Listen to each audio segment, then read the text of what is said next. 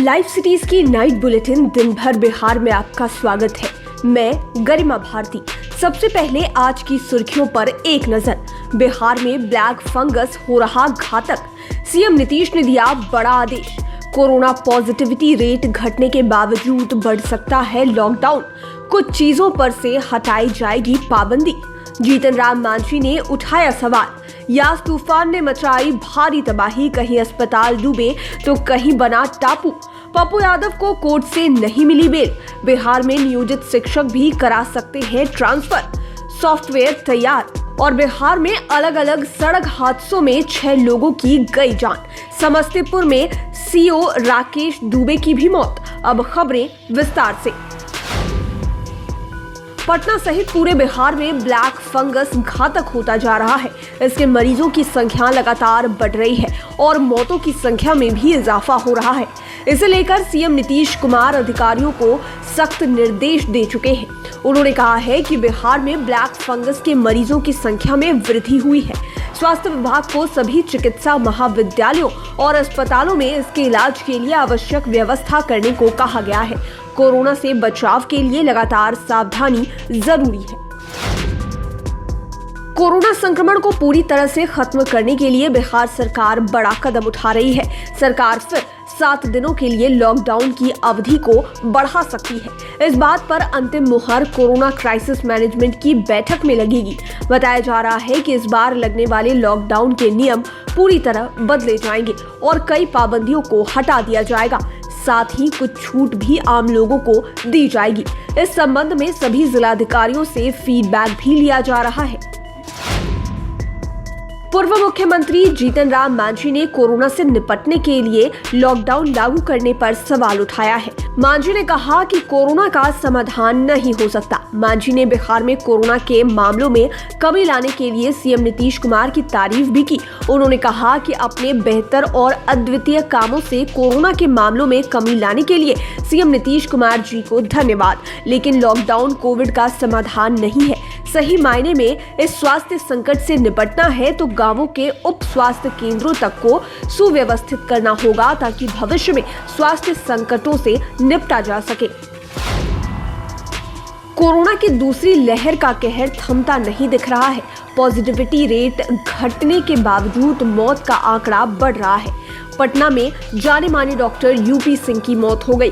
वह बिहार के बड़े सर्जनों में से एक थे।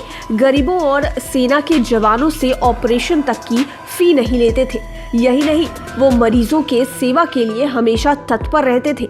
इनके नाम पीएमसीएच में सबसे अधिक सर्जरी करने का रिकॉर्ड भी था।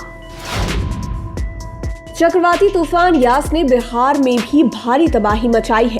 लगातार तेज बारिश से जानमाल का नुकसान हुआ। पीपा पुल और सड़कें क्षतिग्रस्त हो गई। वहीं कई मकान गिरे हैं। बिहार में कई अस्पताल टापू बन चुके हैं। सूबे के प्रमुख सरकारी अस्पतालों में से एक दरभंगा मेडिकल कॉलेज टापू बन गया है। डीएमसीएच के कोविड वार्ड में पानी भर गया। पानी भरने से मरीजों को तरह तरह की मुश्किलों का सामना करना पड़ रहा है। 32 साल पुराने अपहरण के मामले में गिरफ्तार पूर्व सांसद पप्पू यादव को मधेपुरा की जिला एवं सत्र न्यायाधीश की अदालत से भी जमानत नहीं मिल पाई, जिस वजह से उन्हें अभी जेल में ही रहना होगा। इससे पहले पप्पू यादव की जमानत याचिका ट्रायल कोर्ट से रिजेक्ट हो चुकी थी। जिला एवं सत्र न्यायाधीश रमेश चंद्र मालवीय की अदालत में वर्चुअल माध्यम से उनकी जमानत याचिका पर सुनवाई हुई, जहां पप्पू यादव के अधिवक्ता संजीव कुमार ने जमानत के पक्ष में अपनी दलील पेश की, लेकिन फैसला नहीं आया। बिहार पुलिस ने 7 साल से कम सजा के मामले में गिरफ्तारी को लेकर नई गाइडलाइन जारी की है। डीजीपी संजीव कुमार सिंघल ने कहा है कि साधारण जुर्म या 7 साल से कम सजा वाले मामलों में पुलिस अब सीधे गिरफ्तारी नहीं करेगी। गिरफ्तारी करने या नहीं करने की परिस्थितियों के अनुसार कुछ प्रावधानों का पालन किया जाएगा। पुलिस अब 7 साल से कम सजा वाले केस में सीधे गिरफ्तारी करने के बजाय पहले नोटिस दे सकती है। इसके बाद आरोपी जमानत लेने की कार्रवाई करेगा। वर्षों से ट्रांसफर का इंतजार कर रहे नियोजित शिक्षकों के ट्रांसफर की प्रक्रिया जून में शुरू हो सकती है। इसके लिए सरकार ने बिहार टीचर ट्रांसफर सॉफ्टवेयर तैयार कर लिया है। शिक्षा विभाग जल्द ही इससे जुड़ी अधिसूचना जारी करेगा। इसके बाद नियोजित शिक्षकों से तबादले के लिए आवेदन मांगे जाएंगे। शिक्षा विभाग की ओर से भेजे गए प्रारूप पर पंचायती राज विभाग और नगर विकास विभाग ने अपनी सहमति दे दी है। बिहार में 24 घंटे में हुए सड़क हादसों में 6 लोगों की मौत हो गई, वहीं कई लोग गंभीर रूप से घायल भी हो गए। नवादा जिले के नहर पर गांव के पास सड़क किनारे खड़े ट्रक में मैजिक वाहन ने जोरदार टक्कर मार दी, जिसमें चालक समेत 2 लोगों की मौके पर ही मौत हो गई, जबकि 3 लोग जख्मी हैं। वहीं रक्सौल के रामगढ़वा में स्विफ्ट कार डिवाइडर से टकराने के बाद सामने आ रही लॉरी से टकरा गई। इस हादसे में कार में बैठे 3 युवकों की घटनास्थल पर ही मौत हो गई, जबकि 3 युवक गंभीर रूप से घायल हो गए। वहीं समस्तीपुर के लाडबसीपुरा गांव के पास NH 28 पर सड़क दुर्घटना में गोपालगंज के बैकुंठपुर के CO राकेश दुबे की मौत हो गई। वहीं हादसे में कार पर सवार एक व्यक्ति बुरी तरह घायल हो गया। मौत से परिजनों का रो रो कर बुरा हाल है। मुजफ्फरपुर में इन दिनों छिनतई गिरोह ने तांडव मचा रखा है। ताजा मामला मिठनपुरा के रामबाग चौड़ी का है, जहां बाइक पर सवार छिनतई गिरोह के 2 सदस्यों ने एक लड़की से चेन और पर्स छीनने की कोशिश की।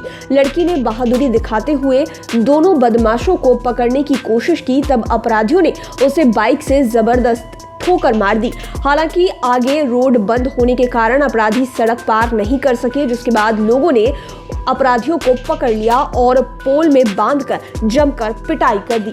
लाइव सिटीज की नाइट बुलेटिन में फिलहाल इतना ही। खबरों की दुनिया में बने रहने के लिए हमारे चैनल को सब्सक्राइब करें। ये वीडियो फेसबुक पर देख रहे हैं तो पेज को लाइक करें और साथ ही साथ आप हमें ट्विटर पर भी फॉलो कर सकते हैं। धन्यवाद।